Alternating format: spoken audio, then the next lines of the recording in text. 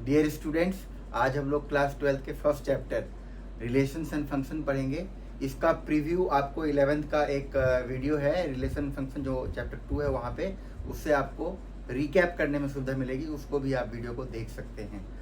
तो सबसे पहले जो हमने बेसिक कॉन्सेप्ट पढ़ा था उसी को थोड़ा आगे बढ़ाते हुए हम लोग रिकैप भी करेंगे, साथ में 11th के कॉन्सेप्ट को यहाँ पे दोहराएंगे भी। तो यहाँ पे देखिए ए एक सेट मान लिया गया है जो कि जिसमें स्टूडेंट हैं और वो क्लास 12th के स्टूडेंट हैं। सेट बी में हमारे पास स्टूडेंट्स को हमने बी से डिनोट किया और स्टूडेंट क्लास 11th के हैं, और रिलेशन डिफाइन किया गया है इन दोनों बच्चों के क्रॉस प्रोडक्ट पर। यानी यहाँ के ए सेट में स्टूडेंट होगा और बी सेट में स्टूडेंट होगा, इन दोनों का एक ऑर्डर पेयर क्रिएट करेंगे। और ये डिफरेंट टाइप ऑफ रिलेशन हमने लिया कुछ एग्जांपल। जैसे पहला रिलेशन माना है हमने कि जो ए में स्टूडेंट होगा क्लास 12th में, ए इज ब्रदर ऑफ बी, जहाँ पे ए 12th का स्टूडेंट है और बी 11th का स्टूडेंट है, सेट बी से बिलोंग करता है, इसका ये मीनिंग हुआ। ठीक है बच्चों, तो इस तरीके से हम लोग एक सिचुएशन देख रहे हैं। यहाँ पे दूसरा रिलेशन लिया है हमने, order pair A B, A is sister of B. तो क्या हो गया, कोई 12th ए का एक कोई स्टूडेंट होगा which may be sister of some student present in B, यानी 11th क्लास का। यहाँ पे लिया है ए और बी ऑर्डर पेयर, हमने एक रिलेशन क्रिएट किया, age of A is greater than B. Time पे पास किया होगा सब, तो आप समझ ही सकते हैं कि जो 12th ए में होगा उसका एज जरूर एक बड़ा होगा। तो इस तरीके से हमने डिफरेंट सिचुएशंस क्लास, ये आपका क्लास 11th के कॉन्सेप्ट में कि कैसे ऑर्डर पेयर में दो एलिमेंट्स पहले सेट को बिलोंग करता है और दूसरा एलिमेंट सेकंड एलिमेंट दूसरे सेट को बिलोंग करता है, और वो आपस में कैसे रिलेटेड हैं। तो ये जो लिंकेज होता है ये कई बार रिकॉग्नाइजेबल भी होगा हम लोग और रिकॉग्नाइजेबल नहीं भी हो सकता है। हम लोग देखेंगे अपने कॉन्सेप्ट को आगे बढ़ाते हुए। और जब हमने 11th का फंक्शन देखा था तो हमने कहा था सारे फंक्शन जो होते हैं वो हमेशा रिलेशन होंगे, लेकिन हर रिलेशन फंक्शन नहीं होगा। ये सारी चीज हम लोग यहाँ पे वेरीफाई कर पाएंगे। तो 12th में सबसे पहले हम लोगों को टाइप्स ऑफ रिलेशन, इस चैप्टर में हमें क्या क्या पढ़ना है, types of relation, types of function, composition of function और इन्वर्टिबल फंक्शन। एक और था बाइनरी ऑपरेशन जो अभी सीबीएसई ने हमारे सिलेबस से हटा दिया है। तो हम लोग आज का हमारा जो टॉपिक रहेगा in detail types of relation. तो देखिए टाइप्स ऑफ रिलेशन में बच्चों हम लोग मान लेते हैं, सबसे पहले टाइप्स ऑफ रिलेशन की बात करें तो टाइप्स ऑफ रिलेशन में दो रिलेशन की हम लोग चर्चा करेंगे। सबसे पहले एम्प्टी रिलेशन,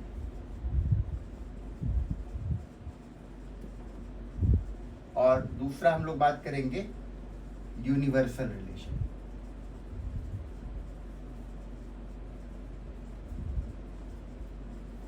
एम्प्टी रिलेशन 5 से डिनोट होता है और यूनिवर्सल रिलेशन हम लोग यू या जो कंप्लीट ऑर्डर पेयर जो दे रखा होता है हमारा ए क्रॉस ए का सेम सेट के ऊपर, उससे रिप्रेजेंट कर सकते हैं। तो थोड़ी देर के लिए हम लोग एक एग्जांपल ले लें कंसिडरेशन के लिए, और फिर आप देखिए कितनी बेहतर तरीके से आपको समझ में आता है कि एम्प्टी रिलेशन क्या है। मान लीजिए आपके पास कोई एक सेट दिया हुआ है जिसमें 4 एलिमेंट्स हैं, नेमली 1 2 3 4, और रिलेशन का जो सेट डिफाइन है वो सबसेट है इसी के क्रॉस प्रोडक्ट का आपस में। तो यहाँ पे 4 एलिमेंट्स हैं, तो ए क्रॉस ए में टोटल 4 इंटू 4 16 हो जाएंगे। और रिलेशन एक सबसेट होता है, तो किसी सेट के अंदर ए क्रॉस ए भी एक तरह का सेट है जिसमें ऑर्डर पेयर है आपके पास, और जहाँ पे दोनों ए और बी वो सारे ए सेट से बिलोंग करेंगे।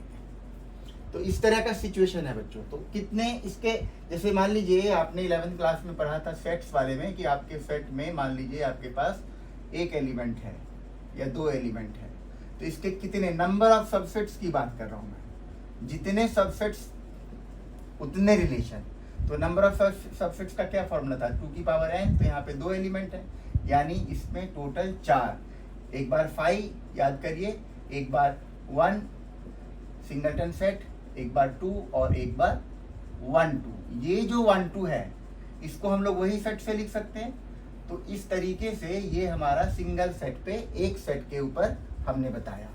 तो जब क्रॉस प्रोडक्ट बनाएंगे, आपके पास मान लीजिए ए के अंदर 4 एलिमेंट्स हैं और आप इन्हीं के ए के साथ ही ऑर्डर क्रिएट करेंगे, ऑर्डर पेयर्स बनाएंगे, तो टोटल 4 इंटू 4 16 ऑर्डर पेयर यानी 16 एलिमेंट्स। यहाँ पे एलिमेंट्स ऑर्डर पेयर की फॉर्म में होगा और 16 एलिमेंट्स होगा। तो टोटल नंबर ऑफ सबसेट्स की जब बात करेंगे तो 2 की पावर सब, इतने सारे subsets, total number of subsets of A cross ए। ठीक है बच्चों, ये समझना। अब जितने सबसेट्स उतने relation, and every subset contains these two, one is the phi and another is the given set itself. So that's what we call these relation as extreme relations. इनको हम कहते हैं extreme relations।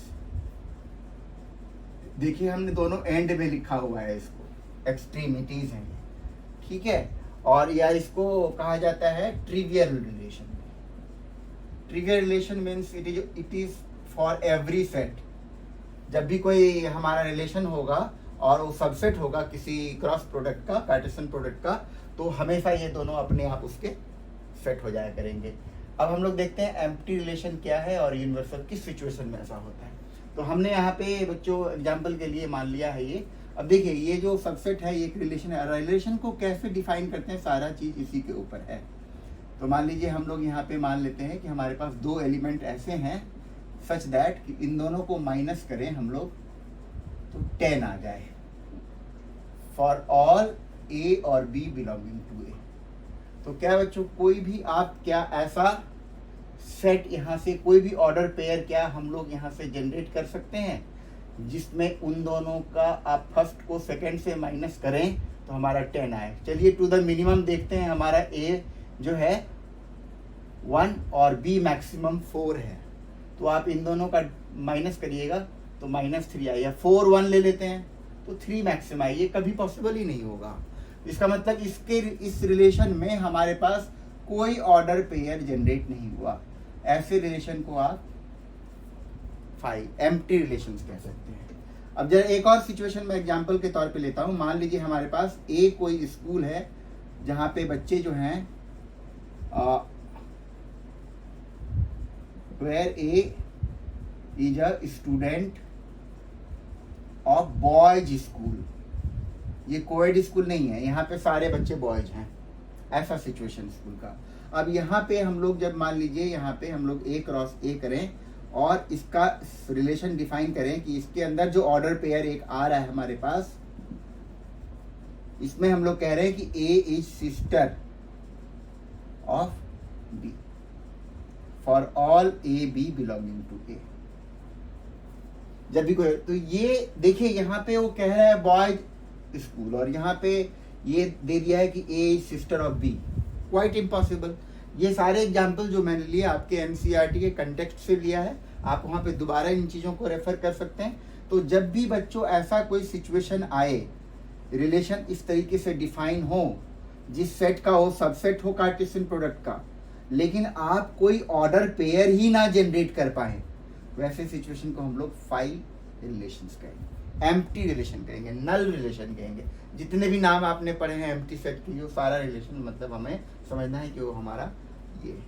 और this is why we call that phi is subset of every cross product. और ये फाई जब cross product यानी Cartesian product, sorry Cartesian product का यदि ये सबसेट है तो ये हमेशा एम्प्टी रिलेशन को इंडिकेट करेगा। अब चलिए हम लोग मान लेते हैं एक इसी सिचुएशन से, ये जो हमने सेट कंसीडर किया, इसी सिचुएशन से दूसरा हम लोग अपना एग्जाम्पल देखते हैं। ये एग्जाम्पल हम लोगों को एक्सप्लेन करेगा कि कैसे हम लोग यूनिवर्सल सेट को डिफाइन करें। जैसे मान लीजिए आपका फिर से वही सिचुएशन मान लीजिए कि R जो A में 1 2 3 4 है, R इसका सबसेट है यानी इसका एक रिलेशन है, और इसके अंदर जो ऑर्डर पेयर हैं वो इस तरीके से हैं कि उन दोनों का डिफरेंस हमेशा 0 से बड़ा आता हो या 0 आता हो for all A B belonging to A। अब देखिए आप इनमें से कुछ भी लीजिएगा ना बच्चों, क्योंकि यहाँ पे मॉडुलस साइन लगा दिया, नेगेटिव आने की चांस ही नहीं है, तो हमेशा या तो टू द मिनिमम, मान लीजिए आपने ऑर्डर 1 1 का लिया, 2 2 का लिया, तो आपस में जब आप इनका माइनस करेंगे और मॉडुलस साइन लगा देंगे तो 0 हो जाएगा। अदरवाइज 0 से हमेशा बड़ा होगा यानी पॉजिटिव आएगा। सो वी कैन से कि इसका जो ऑर्डर पेयर 16 ऑर्डर पेयर बनेगा ऑल टुगेदर, वो सारा का सारा एलिमेंट जब भी आप लीजिएगा और इस पे फिट करिएगा तो हमेशा ट्रू आएगा। इसका मतलब क्या हो गया कि R के अंदर वो सारे एलिमेंट्स आएंगे, 1 1 1 2 1 3 1 4, इस तरीके से 2 1 और 2 3 2 2 2 4। इसको हम लोग साइक्लिक ऑर्डर में लिखें तो कोई छूटेगा नहीं, 3 1 3 2 3 3 3 4, इस तरीके से 4 1 4 2 4 3 4 4।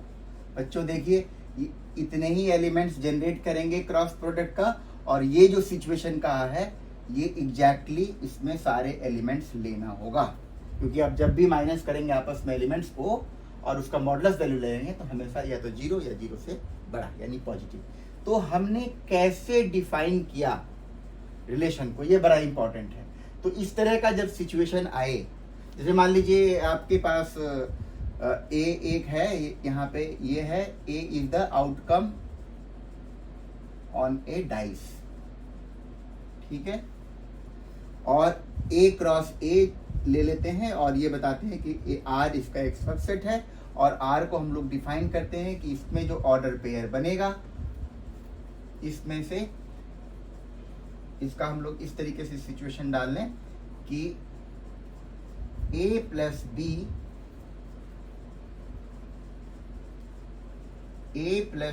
always lies between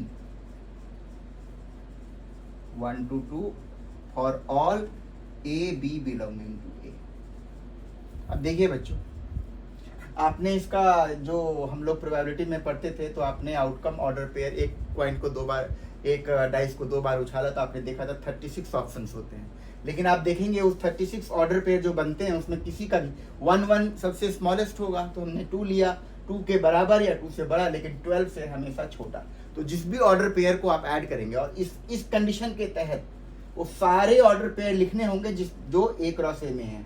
इसका मतलब ये जो सिचुएशन है ये सारे ए क्रॉस ए के एलिमेंट को कवर करता है। तो ऐसा सिचुएशन हमारा एक्सट्रीम रिलेशंस, नेमली यहाँ पर यूनिवर्सल रिलेशन। तो आपको मैंने ये समझाने की कोशिश की कि एम्प्टी रिलेशन क्या होता है और यूनिवर्सल रिलेशन क्या होता है। ठीक है बच्चों, देखिए बच्चों, अभी हमने एम्प्टी रिलेशन और यूनिवर्सल रिलेशन पढ़ा था, हमने आपको एग्जाम्पल भी दिया, मैंने यहाँ पे डिफाइन भी कर दिया है, तो ये डेफिनेशन आप याद रखेंगे। और अब आज का जो हमारा सबसे इम्पॉर्टेंट डिस्कशन है, जो एग्जाम में 4 नंबर में या 6 नंबर में आता रहा है, या इससे संबंधित तो किसी भी नंबर का क्वेश्चन क्रिएट सकता है, 1 नंबर में क्रिएट कर लेगा, 2 में कर लेगा, 4 में कर लेगा। So we don't go on marks wise, but it is so much important, this topic is, that is equivalence relation. One question is certainly going to come from this. The concepts are totally clear. With clarity you can answer your questions by any turn and twist they give you. So let us understand what is equivalence relation. First of all, any relation is said to be equivalence if they follow these relations, which are going to be deal in detail, and if they satisfy all of them together simultaneously, एक साथ जब तीनों को valid ठहराएगा तभी वैसा relation equivalence. कोई भी एक फेल किया then we cannot say that the relation is equivalence. So it is very important that for any relation to be equivalence we must satisfy all these 3 together. So let us stand. What is equivalence relation? For that we require these 3 relations to be understood first.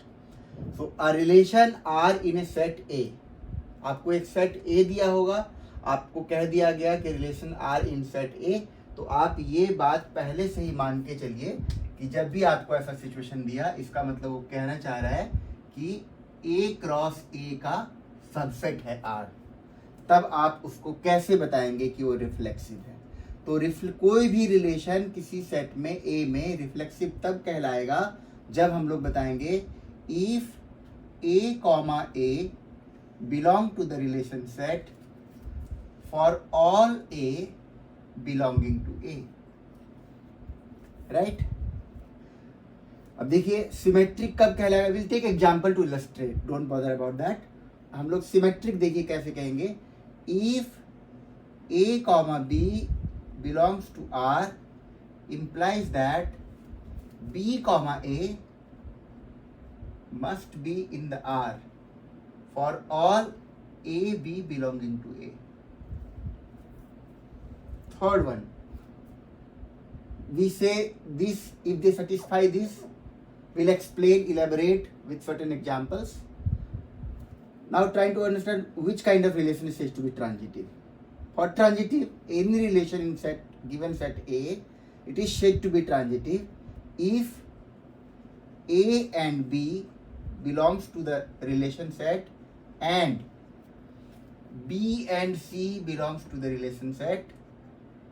It implies that A and C must be present in that relation set for all A, B, C belonging to A. अब देखिए बच्चों, ये बहुत, इसको हम लोग इतनी आसानी से नहीं लें. हम लोगों को एक एक चीज़ समझना है इसमें से.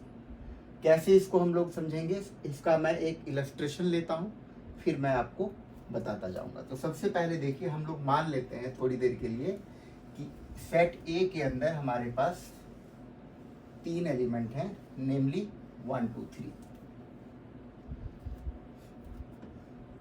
सेट ए के अंदर हम लोग ने मान लिया कि हमारे पास एलिमेंट्स हैं 1, 2 और 3. हम लोग 2 से भी मान के कर सकते थे, 3 देख लीजिए आप.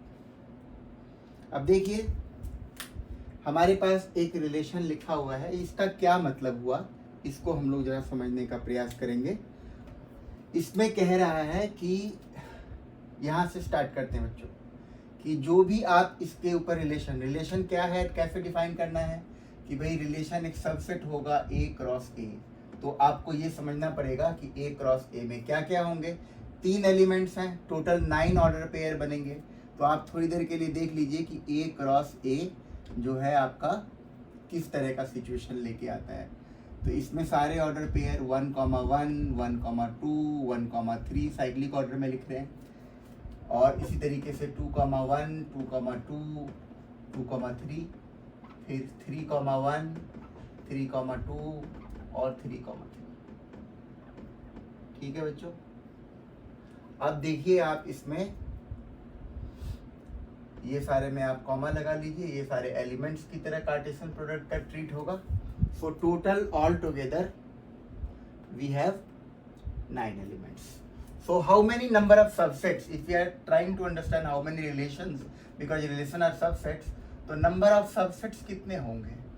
तो नंबर ऑफ सबसेट्स 2 की पावर 9 यानी 512. इतने सारे रिलेशन क्रिएट किए जा सकते हैं, जिसमें हमारा 5 भी एक रिलेशन आएगा. आपको पता है, जब सबसेट लिखते हैं तो 5 और the given set itself extreme पे लिखा जाता है.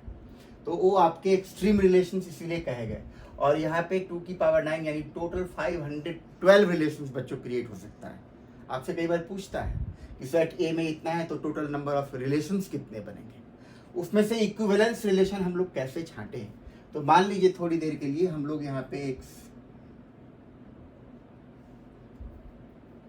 सिचुएशन लेते हैं R, जिसमें हमारे पास 1, 1, 2, 2, 3, 3 और 1, 2, 2, 1, ये हमारे पास एलिमेंट्स है. बस इतने ही ऑर्डर पेयर का हमने लिया. ठीक है बच्चों. अब देखिए, ये रिफ्लेक्सिव क्या है, रिफ्लेक्शन का क्या मतलब है. जो है वही उसका इमेज. आपने रिफ्लेक्शन पढ़ा होगा. रिफ्लेक्शन जैसे मिरर में क्या होता है, जो आप सामने मिरर कर रहे हो तो अपनी ही परछाया दिखाई देती है. तो यहाँ पे क्या है कि सेट ए के अंदर ये क्या कहता है कि for all A belonging to A. तो यहाँ पे ए में क्या बिलोंग कर रहा है, 1, 2, 3. तो आपके ए में जो भी एलिमेंट होगा उन सब का सेल्फ इमेजेज वाले ऑर्डर पेयर होने चाहिए. तो आप जरा देखिए, यहाँ पे 1, 2, 3 है, तो आपको चेक करना होगा कि 1, 1 है क्या, 2, 2 है क्या, 3, 3 है क्या. यदि इनमें से कोई भी एक मिसिंग होगा बच्चों, ये रिफ्लेक्सिव नहीं होगा. तो ये तीनों का मौजूद होना, बाकी और क्या है हम लोग बाद में चर्चा करेंगे. इन तीनों एलिमेंट्स के, मान लीजिए इसमें और एलिमेंट होता है तो उसका भी ढूंढते. जितने एलिमेंट्स में होंगे सबका सेल्फ इमेजेज वाला एलिमेंट्स होना ही चाहिए. तो वैसा रिलेशन, और ये सारे ऑर्डर पेयर ए क्रॉस ए का हिस्सा है। आप देख लीजिए जो यहाँ है इसी का सबसेट है। तो आपको ये समझना है बच्चों कि ये जो आर है, क्योंकि ए में 1 2 3 है, सबका सेल्फ इमेजेस है, तो यहाँ पे हम लोग बड़े आराम से कह देंगे कि for all A belonging to A we have here A comma A belongs to R, and this implies that R is reflexive. ठीक है बच्चों, this is I hope this is clear to you. देखिए दूसरा आपको क्या कहता है, दूसरा कहता है कि मान लीजिए A कॉमा B आपके R सेट में है, मतलब रिलेशन में एक ऑर्डर पेयर है। इसका ये मतलब है कि B कॉमा A भी R के अंदर ही ढूंढा जाए, और ये जो ए बी लिखा हुआ है वो सेट ए से मिलना चाहिए। मतलब आप ऐसा नहीं कह सकते कि यहाँ पे 4 कॉमा या 2 कॉमा, इसमें ऐसा कोई एलिमेंट हमारे पास ऐसा नहीं लाई करना चाहिए। जैसे मान लीजिए 2 कॉमा 4 है और 4 कॉमा 2 है, गलत। क्यों? क्योंकि इस तरह का ऑर्डर पेयर में 4 आ रहा है और 4 आपके सेट में नहीं है। तो ये जो रेस्ट्रिक्शन डाला हुआ है कि ए बी जो एलिमेंट्स लेंगे, यानी ऑर्डर पेयर में जो रिलेशन सेट के अंदर जो ऑर्डर पेयर होगा वो इन्हीं दोनों, यानी जो ए में मौजूद एलिमेंट है उन्हीं का ऑर्डर पेयर होना चाहिए। दूसरा क्या है कि फॉर एवरी, जितना भी आप ए बी देखेंगे उसका पलट वाला, रिवर्स वाला आपको ढूंढना है, होना ही चाहिए। तो आप इससे मैच कराएं, स्टार्ट करें। 1 1 है तो इसका उल्टा भी यही है, 2 2 है तो इसका रिवर्स भी यही है, 3 3 है तो इसका रिवर्स भी है। मतलब ये सब सेटिस्फाई कर रहा है उस कंडीशन को। अब 1 2 है तो इसका उल्टा करेंगे तो 2 1। अब यहाँ देख के हम लोग नहीं कि यहाँ मौजूद है तो छोड़ देंगे, इसको भी देखना है बच्चों। ये 2 1 है तो इसको उल्टा करेंगे तो 1 आपको मौजूद है। यानी इस तरीके से हम लोग जब एक एक एलिमेंट, ऑर्डर पेयर के एक एक एलिमेंट को जस्टिफाई कर लेंगे कि जब कभी भी ए बी होगा तो उसके रिवर्स ऑर्डर वाला भी ऑर्डर पेयर उसमें उसी टाइम पे मौजूद होना चाहिए। मान लीजिए 1 2 है, ये नहीं होता, नहीं होगा ये सिमेट्रिक। मान लीजिए आपके पास 2 1 है, 1 2 नहीं होता, नहीं होगा सिमेट्रिक। तो इसलिए आपको ये समझना है कि जिस प्रकार रिफ्लेक्सिव के लिए हम लोग ए सेट को देखते हैं कि इनके एलिमेंट्स के सेल्फ इमेजेस वाले ऑर्डर पेयर मौजूद होने चाहिए, सिमेट्रिक के लिए हमें यहाँ के ऑर्डर पेयर का, हर ऑर्डर पेयर का एक एक को जाके चेक करना है। या कुछ जनरलाइजेशन होगा तो हम लोग एक एक चीज को ऐसा जनरलाइज करके वेरीफाई करेंगे कि कंडीशन को सेटिस्फाई करेगा। When we come to that kind of question will come across, will explain. Now यहाँ पे हम लोग क्या देख पा रहे हैं, हर एक का रिवर्स ऑर्डर वाला है। आई होप जब इस तरह का सिचुएशन आएगा तो वैसे रिलेशन को आप सिमेट्रिक कहेंगे।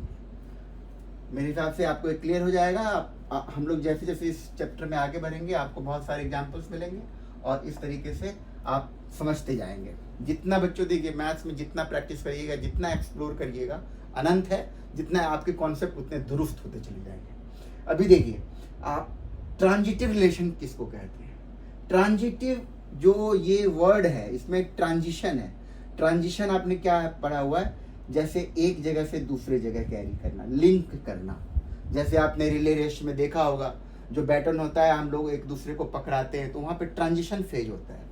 जैसे आपने साइंस में पढ़ा होगा, वाटर आइस बना, आइस से वेपर बना, तो उसमें ट्रांजिशन फेज में लेटेंट हीट होता है। तो लिंकेज है। इसमें हमारे पास ऑर्डर पेयर को देखना होगा कि A B is present in the relation set and B C. इसमें देखिए बच्चों ये लिंकेज ढूंढना है आपको, ये लिंकेज ढूंढना है कि जब आप एक ऑर्डर पेयर देख पा रहे हैं और दूसरा ऑर्डर पेयर देख पा रहे हैं, यदि उनमें लिंकेज है। यदि नहीं है तो हम लोग अपनी तरफ से कोई उसमें ये नहीं कहेंगे कि ट्रांजिटिव नहीं है, हमको एक्सेप्ट करना पड़ेगा।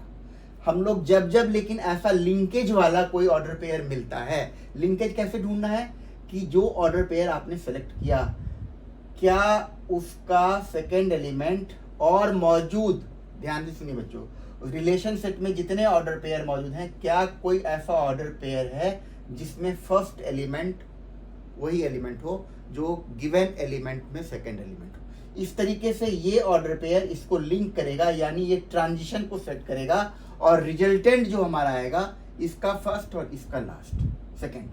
तो जब जब आपका ए बी रिलेशन में है एंड BC ऑर्डर पेयर भी रिलेशन के सेट में है, ये आपका एजम्पशन है। ऐसा जब जब होगा तो आपको ये ढूंढना है कि ये जरूर सेटिस्फाई होना चाहिए, और फर्स्ट इसका फर्स्ट और इधर से आपका इसका सेकंड। ये जब जब ये ट्रांजिशन करेगा, जब लिंक नहीं करेगा तो आप अपने मन से ये नहीं कह सकते कि इसमें लिंकेज नहीं इसलिए transitive. No, if you are not able to find such, you will have to accept that it is already there.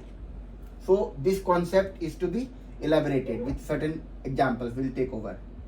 So here what we are seeing, if any relation contains AB as order pair and any other order pair present in the same relation BC, and we find that there is linkage between the second element of the first order pair to the first element of the second order pair, these are already present, then there must be a order pair present in the form of AC, and if these two are assumptions, this must be satisfied, and if we are able to do so, we call that relation as a transitive relation. So let us elaborate, and we'll have to check each and every one. Now see, here we have one. Let us check every order pair where we can find this. We have found first element as 1. So if we link them to, if we make it a transition, what we find 1 and 2. So it is already present there. तो इस तरीके से justify करना बच्चों। यहाँ पे आप देख पा रहे हैं 1 2 2 है, ढूंढिए 2 किसका फर्स्ट है, यहाँ पे है, इस दोनों को लिंक कर लीजिए, आपको मौजूद एलिमेंट 2 1 आया जो कि यही दिया हुआ है। 3 से किसी को लेना देना, इसलिए हमारा ये सेटिस्फाई करेगा। अब 3 का होना ये है कि ये अपने आप से खुद से रिलेट किया और खुद का बनाया, मतलब ये भी 3 है। इस तरीके से आप समझ सकते हैं कि ये भी 3 है, ये भी 3 है, सेम ऑर्डर पेयर, ये भी लिंक किया, आंसर 3 आया। मतलब हम लोग जो चीज़ ऑर्डर पेयर मौजूद नहीं हो लिंकेजेज के लिए, उसको डिनाई ना करें। अभी देखिए आगे बढ़ते हैं, यहाँ पे हमारा 1 2 है, यहाँ पे 2 1 है, ये लिंक कर रहा है। ये जब इससे लिंक करेगा तो आपको 1 1 मिलेगा ऑर्डर पेयर, और 1 1 आपके पास मौजूद है। यहाँ 1 2 है, 2 फर्स्ट इसका भी है, तो इन दोनों को जब आप लिंक करिएगा तो आपको 1 2 मिलेगा, लास्ट पहला और इसका दूसरा, जो कि ये स्वयं है। इस तरीके से आपको एक एक को मिलान करना है, मैच कराना है। 2 1 है तो आप ढूंढिए कि 1 2 कहीं पे है, तो ये 1 2 है, ये दोनों आपस में लिंक कर लिया, और लिंक करने के बाद आपका ऑर्डर पेयर 2 2 का बना मौजूद है। तो बच्चों इस तरीके से जब आपका रिलेशन में ऑर्डर पेयर होगा तो आपको ये ढूंढ कर देखना होगा एवरी पेयर के लिए कि क्या हम लोग इस दो एजम्पशन, दो हमारे पास गिवन सिचुएशन के ऑर्डर पेयर होंगे, उनके बीच में लिंकेजेज होगा। तो ये यदि ट्रांजिशन होता है तो पहला और आखिरी आपका उसमें जरूर होना चाहिए, तभी आप उसको ट्रांजिटिव कहेंगे। और जब ये तीनों relation simultaneously, then what we can say that a relation R in set A is said as equivalence relation if and only if it is reflexive, symmetric and transitive।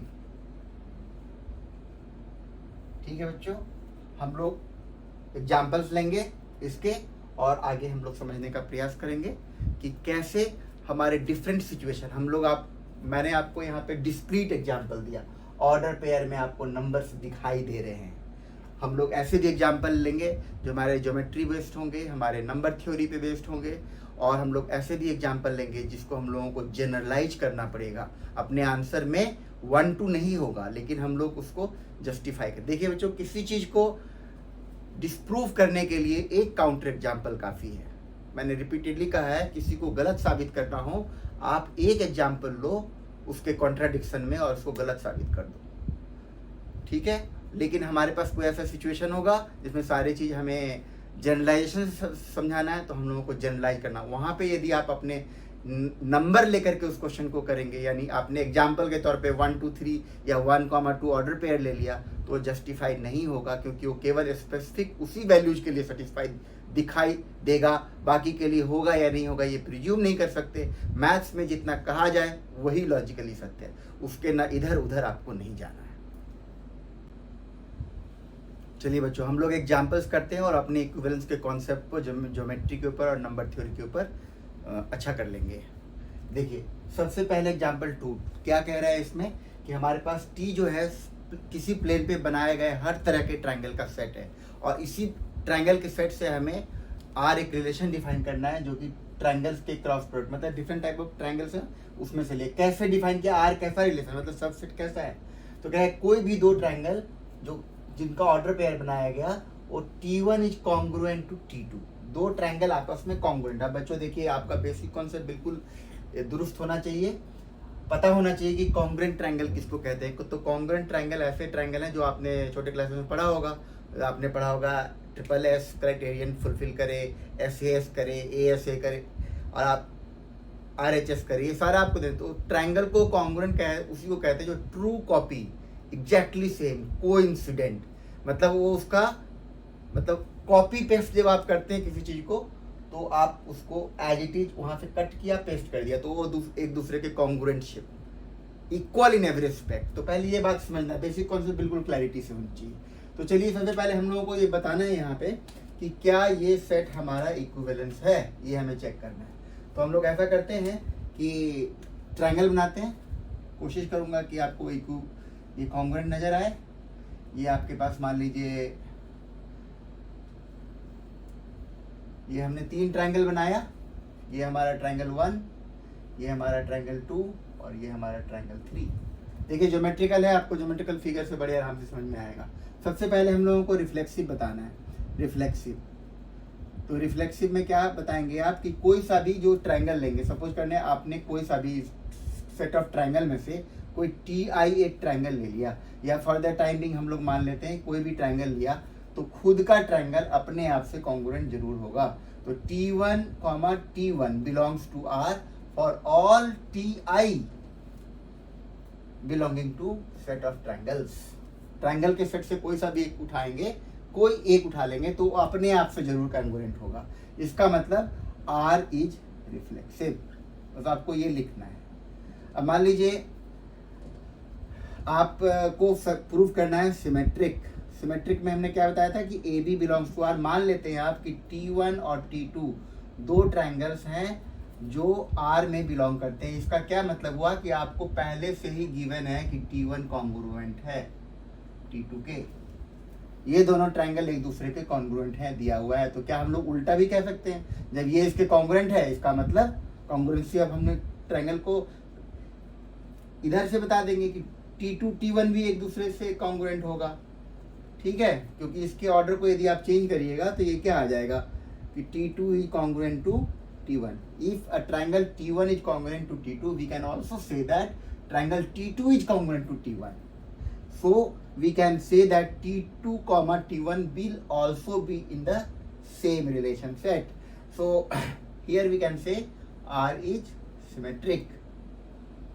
अब देखिए थर्ड में हम लोगों को बताना होता है कि ट्रांजिटिव क्या है। ट्रांजिटिव में हम लोग मान लेंगे, लेट कर लेंगे पहले, यहाँ भी ये लेट किया जाएगा, एक एजम्पशन एक वेरिफिकेशन।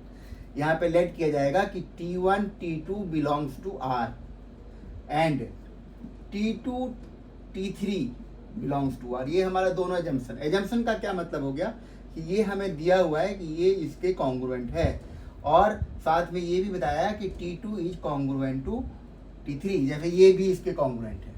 जब मान लीजिए ये ट्रायंगल इसके कोइंसिडेंट बिल्कुल हूबहू वही, ये ट्रायंगल इसके हूबहू वही, 3 यहाँ पे लिखना था।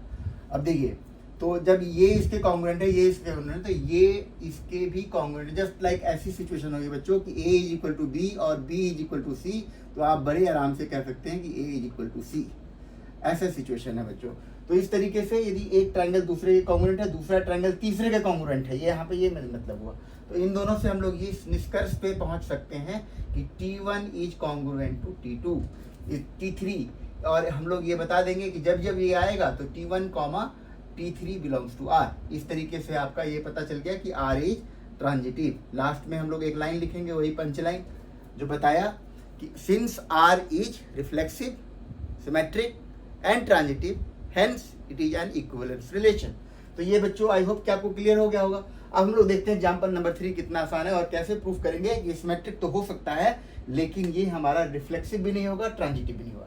देखिए रिलेशन कैसे डिफाइन किया, कह रखा है कि आप किसी भी सेट में किसी भी आप सिचुएशन में एक प्लेन ले लो और प्लेन के ऊपर आप ये मान लो कि आपके पास सारे लाइंस दिए हुए हैं।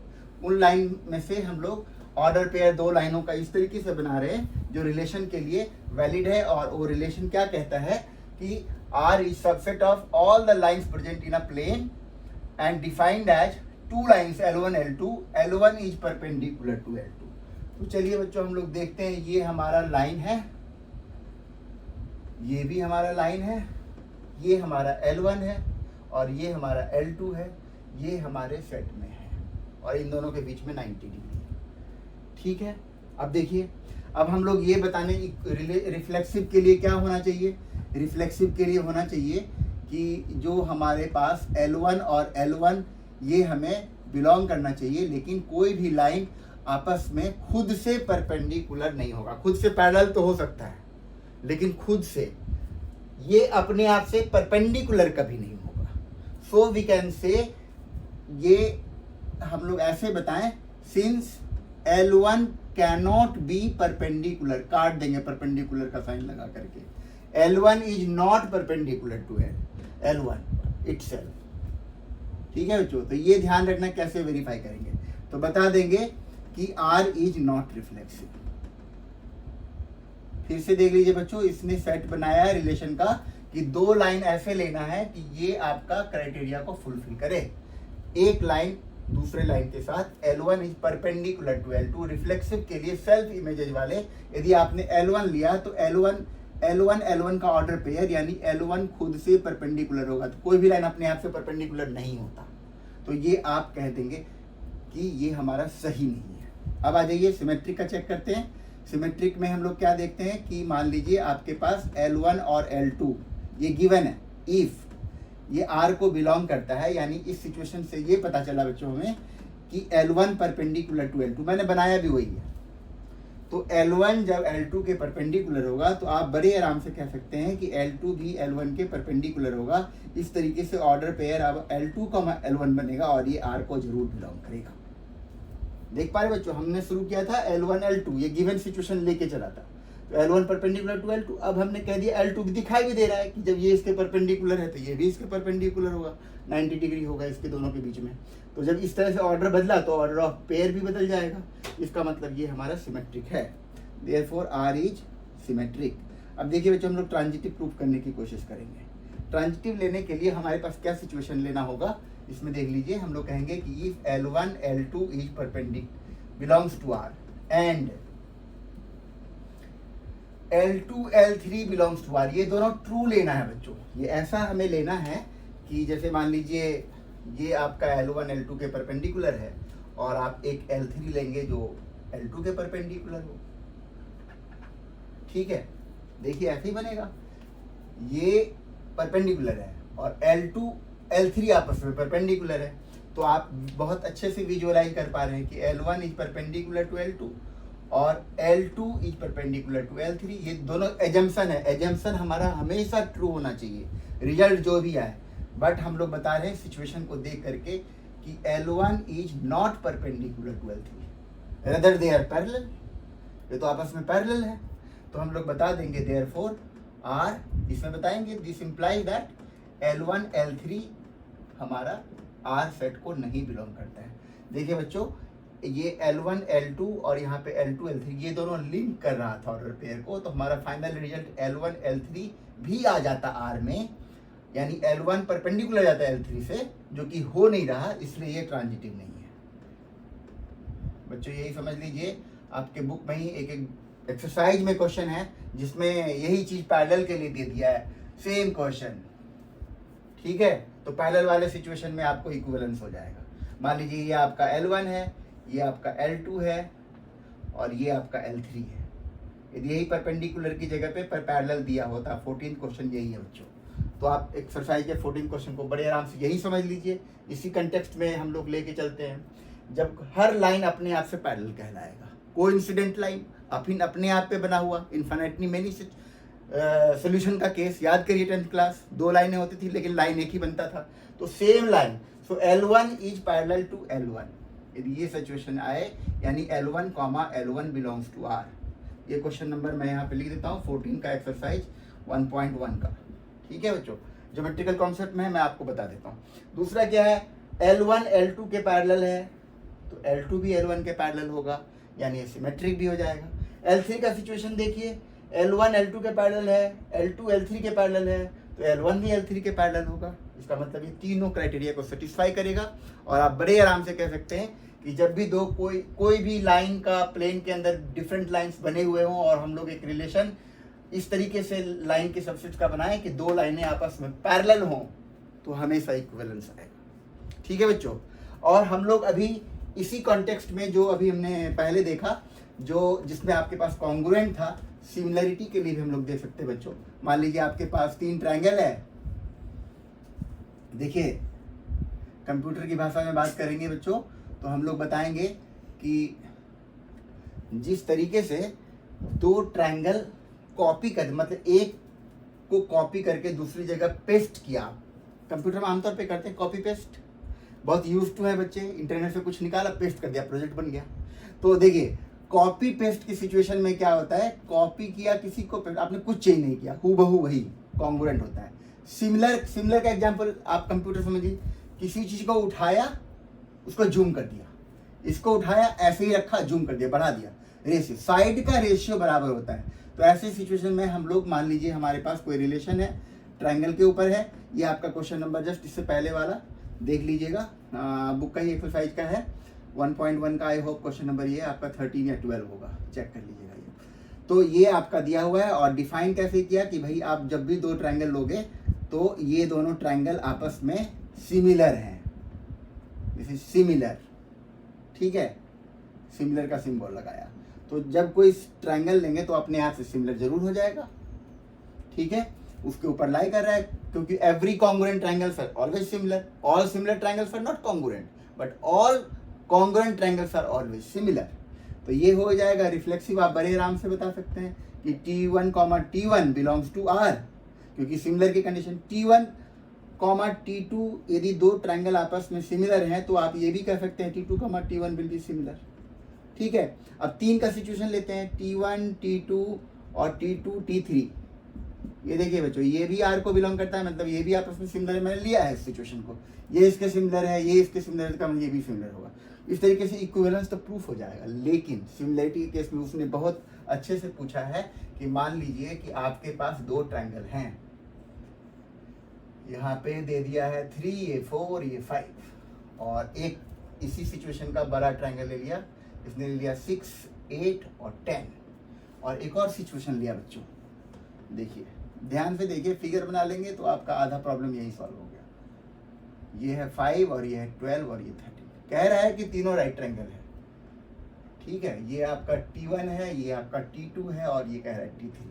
तो ये जो अभी आपने पढ़ा है, तो आप किस 2 ट्रायंगल को रिलेट करना चाहेंगे आप आपस में, तो जरा सोच के बताइए। आप देखेंगे कि ये दोनों आपस में सिमिलरिटी के आधार पे दोनों रिलेटेड है, लेकिन ये इसके रिलेटेड नहीं। क्यों? क्योंकि सिमिलरिटी हम लोग 2 ट्रायंगल को तभी कहते हैं जब उसके साइड प्रोपोर्शनल हो। इस पूरे ट्रायंगल, ये भी राइट ट्रायंगल है, ये भी राइट ट्रायंगल, ये भी राइट ट्रायंगल है, लेकिन ये दोनों आपस में रिलेटेड हैं, ये नहीं है रिलेटेड, ना इससे रिलेशन में है ना इससे। क्यों? क्योंकि साइड का प्रोपोर्शनल, इसमें पूरे हर साइड को 2 से मल्टीप्लाई कर दीजिएगा तो आपको ये आ जाएगा। लेकिन आपका कोई भी ऐसा इस यहाँ से जाए या यहाँ से जाए, इसमें कोई भी एक कॉमन मल्टीप्लायर से सबको मल्टीप्लाई दिए कभी नहीं आएगा।